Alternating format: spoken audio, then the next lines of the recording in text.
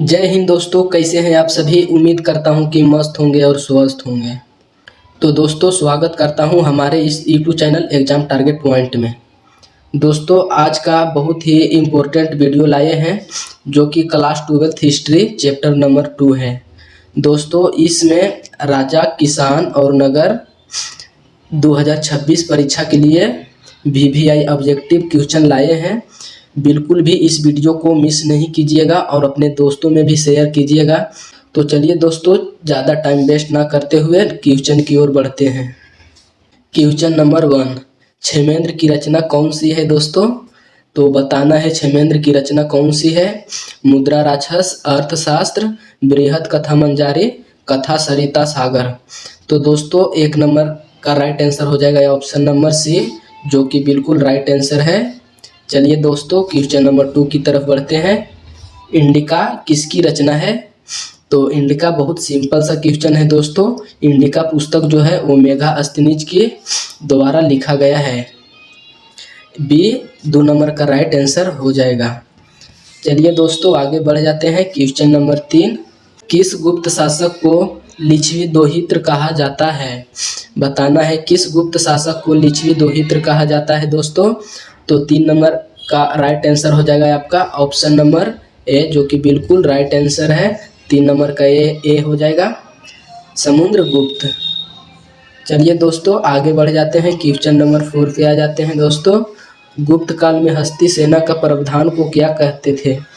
दोस्तों, गुप्त काल में हस्ती सेना का प्रावधान को क्या कहते थे। 4 नंबर का राइट आंसर हो जाएगा दोस्तों आपका ऑप्शन नंबर सी, जो कि बिल्कुल राइट आंसर है, महापीलुपति। बिल्कुल सही आंसर है। चलिए दोस्तों, क्वेश्चन नंबर 5 की तरफ आ जाते हैं। निम्न में से महिला संत थी। तो बताना है निम्न में से महिला संत कौन कौन थी। तो आपका हो जाएगा मीरा थी, वो भी महिला संत थी। अंडाल, वो भी महिला संत थी। कराइकल, वो भी महिला संत थी। तो आपका ऑप्शन नंबर डी हो जाएगा राइट आंसर, जो कि इनमें से सभी हैं। आ जाते हैं दोस्तों क्वेश्चन नंबर 6 पे। क्वेश्चन नंबर 6 में क्या बोला गया है, धम्म की शुरुआत किसने की थी। बहुत अच्छा प्रश्न है दोस्तों, 2019-21 में पूछा गया है। क्वेश्चन नंबर 6 का राइट आंसर हो जाएगा दोस्तों ऑप्शन नंबर सी, अशोक ने किया था धम्म का शुरुआत, जो कि बिल्कुल राइट आंसर है। चलिए नेक्स्ट क्वेश्चन की ओर बढ़ते हैं। क्वेश्चन नंबर 7, समुद्रगुप्त की तुलना किस यूरोपीय शासक से की जाती है। समुद्रगुप्त की तुलना किस यूरोपीय शासक से की जाती है। क्वेश्चन नंबर 7 का हो जाएगा आपका राइट आंसर बी, नेपोलियन से समुद्रगुप्त की तुलना की जाती है, जो कि बिल्कुल आपका सही है, राइट आंसर है दोस्तों। चलिए next question, question number 8, Maurya वंश का संस्थापक कौन था। दोस्तों, बहुत सिंपल सा क्वेश्चन है, आसान क्वेश्चन है। मौर्य वंश का संस्थापक जो किए थे वो थे चंद्रगुप्त मौर्य। ए नंबर बिल्कुल राइट आंसर है। चलिए दोस्तों, क्वेश्चन नंबर 9 की तरफ आ जाते हैं। चंद्रगुप्त की मृत्यु कहाँ हुई थी। तो दोस्तों, बहुत सिंपल सा क्वेश्चन है, आसान सा क्वेश्चन है। चंद्रगुप्त मौर्य की मृत्यु श्रवण बेलगोला में हुआ था, जो कि गुजरात में है श्रवण बेलगोला। सी आपका राइट आंसर हो जाएगा दोस्तों। क्वेश्चन नंबर 10 पे आ जाते हैं दोस्तों। चंद्रगुप्त मौर्य किस धर्म को मानने वाला था। चंद्रगुप्त मौर्य किस धर्म को मानने वाला था। तो आपका राइट आंसर हो जाएगा दोस्तों ऑप्शन नंबर बी, जैन धर्म को मानता था चंद्रगुप्त मौर्य, जो कि बी आपका राइट आंसर है। चलिए दोस्तों, आगे क्वेश्चन की ओर बढ़ जाते हैं। क्वेश्चन नंबर 11, मौर्य वंश का अंतिम राजा कौन था दोस्तों। बहुत आसान सा क्वेश्चन है, सरल सा क्वेश्चन है दोस्तों। क्वेश्चन नंबर 11 का राइट आंसर हो जाएगा आपका डी ऑप्शन आपका राइट आंसर है, बृहद्रथ, जो कि अंतिम शासक थे मौर्य वंश का। डी आपका राइट आंसर हो जाएगा दोस्तों, बृहद्रथ।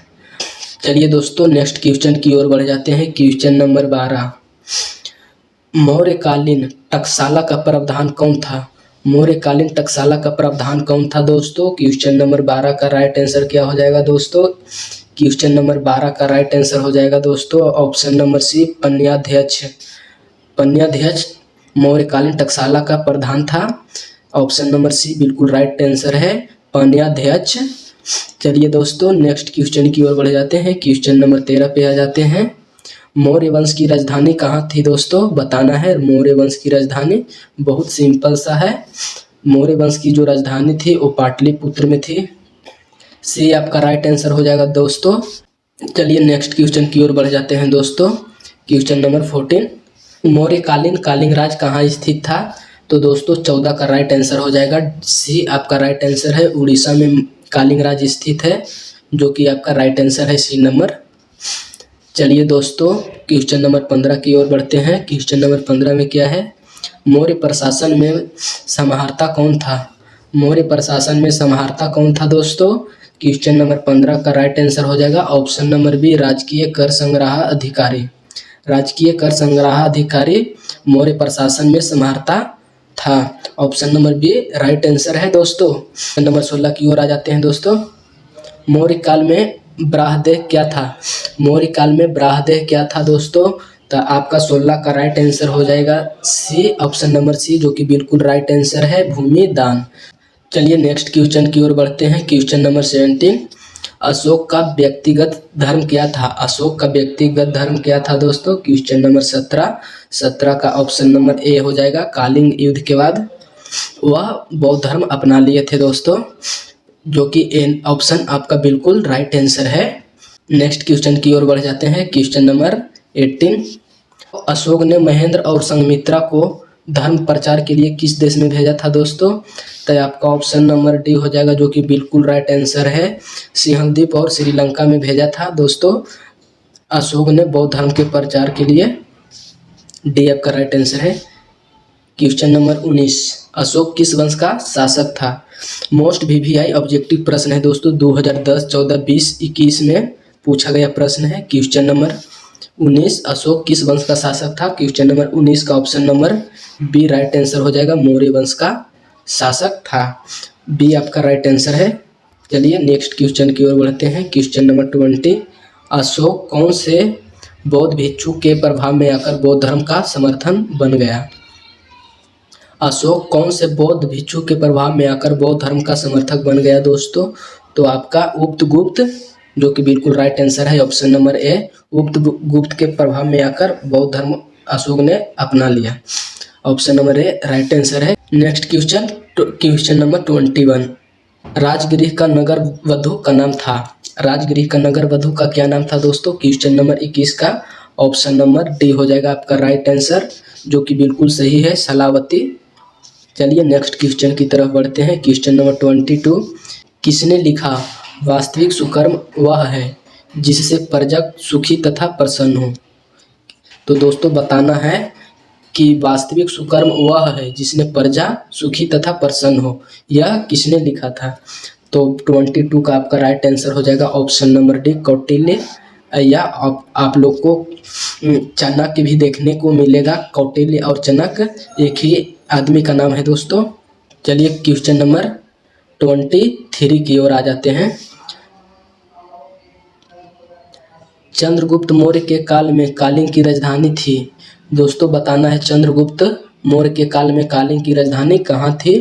क्वेश्चन नंबर 23 का आपका राइट आंसर हो जाएगा ऑप्शन नंबर सी, तोसाली में थी। ऑप्शन नंबर सी बिल्कुल राइट आंसर है। चलिए दोस्तों नेक्स्ट क्वेश्चन की ओर बढ़ जाते हैं। क्वेश्चन नंबर 24, आर्यभट्ट कहाँ का निवासी थे? आर्यभट्ट जो थे वो कहाँ का निवासी थे? तो 24 का भी आपका राइट आंसर हो जाएगा option number D, Patna. Aryabhatta Patna के निवासी थे, option number D right answer है। चलिए क्वेश्चन नंबर 25 में आ जाते हैं। द्वितीय नगरीकरण के नगरों को क्या कहा जाता है? द्वितीय नगरीकरण के नगरों को क्या कहा जाता है दोस्तों? तो क्या कहा जाता है? क्वेश्चन नंबर 25 का राइट आंसर हो जाएगा ऑप्शन नंबर सी, लौह युगनी नगर कहा जाता है। द्वितीय नगरीकरण के नगरों को लौह युगनी नगर कहा जाता है। ऑप्शन नंबर सी बिल्कुल राइट आंसर है, आप लोग ध्यान में रखिएगा। चलिए नेक्स्ट क्वेश्चन की ओर बढ़ते हैं। क्वेश्चन नंबर 26, भारत का प्राचीनतम ज्ञात अभिलेख कौन है? तो भारत का प्राचीनतम ज्ञात अभिलेख कौन सा है दोस्तों? क्वेश्चन नंबर 26 का राइट आंसर हो जाएगा ऑप्शन नंबर सी, जो कि बिल्कुल राइट आंसर है, बोगजाकोई अभिलेख। चलिए नेक्स्ट क्वेश्चन की ओर बढ़ जाते हैं। क्वेश्चन नंबर 26, मेगास्थनीज किस यूनानी शासक के राजदूत के रूप में पाटलिपुत्र आया था? दोस्तों यहाँ पे क्या बोला गया है? मेगास्थनीज जो था वो किस यूनानी शासक के राजदूत के रूप में पाटलिपुत्र आया था? सी आपका राइट आंसर है, सेल्कस निकेटर के राजदूत बनके पाटलिपुत्र आया था। चलिए नेक्स्ट क्वेश्चन की ओर बढ़ते हैं। क्वेश्चन नंबर 27, कालिंग युद्ध का वर्णन किस अभिलेख में किया गया है? तो दोस्तों कालिंग जो युद्ध हुआ था उसका वर्णन किस अभिलेख में मिलता है? तो दोस्तों आपका 13वां शिलालेख में मिलता है, ऑप्शन नंबर डी, जो कि बिल्कुल राइट आंसर है दोस्तों। चलिए नेक्स्ट क्वेश्चन की ओर बढ़ जाते हैं। क्वेश्चन नंबर 28, चीनी यात्री फाहान किस शासक के काल में भारत आया था? तो दोस्तों फाहान किस शासक के शासन काल में भारत आया था दोस्तों? 28 का आपका राइट आंसर हो जाएगा ऑप्शन नंबर बी, विक्रमादित्य या चंद्रगुप्त द्वितीय के शासन काल में फाहान चीनी यात्री भारत आया था। 28 का आपका राइट आंसर बी हो जाएगा दोस्तों, जो कि बिल्कुल सही है। चलिए नेक्स्ट क्वेश्चन की ओर बढ़ते हैं। क्वेश्चन नंबर 29, मेघास्थनीज किस भारतीय शासक के दरबार में आया था? मेघास्थनीज जो था वो किस भारतीय शासक के दरबार में आया था दोस्तों? तो यहाँ पे हो जाएगा चंद्रगुप्त मौर्य के शासन काल में भारत आया था। कौन आया था दोस्तों? तो मेघास्थनीज आया था। किसके दरबार में आया था? तो चंद्रगुप्त मौर्य के दरबार में आया था, जो कि ऑप्शन नंबर सी बिल्कुल राइट आंसर है। चलिए नेक्स्ट क्वेश्चन बढ़ जाते हैं। 30, किस अभिलेख में सती प्रथा का उल्लेख मिलता है? दोस्तों किस अभिलेख में सती प्रथा का उल्लेख मिलता है दोस्तों? तो आप लोग का एरन अभिलेख में सती प्रथा का उल्लेख मिलता है, ऑप्शन नंबर बी बिल्कुल राइट आंसर है, एरन अभिलेख। चलिए दोस्तों नेक्स्ट क्वेश्चन की ओर बढ़ते हैं। क्वेश्चन नंबर 31, बाणभट्ट की रचना कदम्बरी में किस शासनकाल का वर्णन है? तो बताना है दोस्तों बाणभट्ट की जो रचना है कदम्बरी में किस शासनकाल का वर्णन है? तो आपका हर्षवर्धन का वर्णन मिलता है दोस्तों, ऑप्शन नंबर डी बिल्कुल राइट आंसर है। चलिए नेक्स्ट क्वेश्चन की ओर बढ़ते हैं। क्वेश्चन नंबर 32, गुप्त संवत कब और किसके द्वारा शुरू किया गया? तो दोस्तों जो गुप्त संवत है वो कब और किसके द्वारा शुरू किया गया? क्वेश्चन नंबर 32 का राइट आंसर हो जाएगा ऑप्शन नंबर डी, चंद्रगुप्त प्रथम 319 और 320 ईस्वी में चला था। चलिए दोस्तों नेक्स्ट क्वेश्चन की ओर बढ़ते हैं। क्वेश्चन नंबर 33, पंचतंत्र की रचना किसने की? पंचतंत्र की रचना किसने की दोस्तों? 33 नंबर का ऑप्शन नंबर हो जाएगा ऑप्शन नंबर डी, जो कि बिल्कुल राइट आंसर है, विष्णु शर्मा ने पंचतंत्र की रचना किए हैं। डी आपका राइट आंसर है दोस्तों। चलिए नेक्स्ट क्वेश्चन की तरफ बढ़ते हैं। क्वेश्चन नंबर 34, प्राचीन नालंदा विश्वविद्यालय के संस्थापक कौन थे दोस्तों? तो ये बहुत अच्छा क्वेश्चन है, बहुत सिंपल सा क्वेश्चन है, बहुत प्यारा सा क्वेश्चन है दोस्तों। इसका 34 का राइट आंसर हो जाएगा ऑप्शन नंबर डी, कुमारगुप्त, जो कि नालंदा विश्वविद्यालय का संस्थापक थे। ऑप्शन नंबर डी बिल्कुल राइट आंसर है। चलिए नेक्स्ट क्वेश्चन की ओर बढ़ते हैं। भारतीय इतिहास का कौन सा काल स्वर्ण काल कहलाता है? किस काल को स्वर्ण काल कहा जाता है दोस्तों? क्वेश्चन नंबर 35 का राइट आंसर क्या हो जाएगा दोस्तों? ऑप्शन नंबर बी, गुप्त काल को स्वर्ण काल कहा जाता है। तो दोस्तों कैसा लगा आज का इस वीडियो में दोस्तों? आप लोग कितना क्वेश्चन का आंसर किए हैं दोस्तों कमेंट में बताइएगा, ताकि हमको भी पता चले कि आप लोग की तैयारी कैसी चल रही है। देखिए दोस्तों आप लोग जितने भी लोग हैं थ्योरी कंप्लीट नहीं किए होंगे तो थ्योरी कंप्लीट करके आइएगा। अगर थ्योरी कंप्लीट रहेगा दोस्तों तो आप लोग का एक भी क्वेश्चन नहीं छूटेगा। अगर आपका थ्योरी कंप्लीट नहीं है दोस्तों इतिहास का, तो पहले जाकर थ्योरी कंप्लीट कीजिए, उसके बाद ऑब्जेक्टिव क्वेश्चन लगाइए, एक भी क्वेश्चन नहीं छूटने वाला है। तो दोस्तों मिलते हैं अब अगला वीडियो में।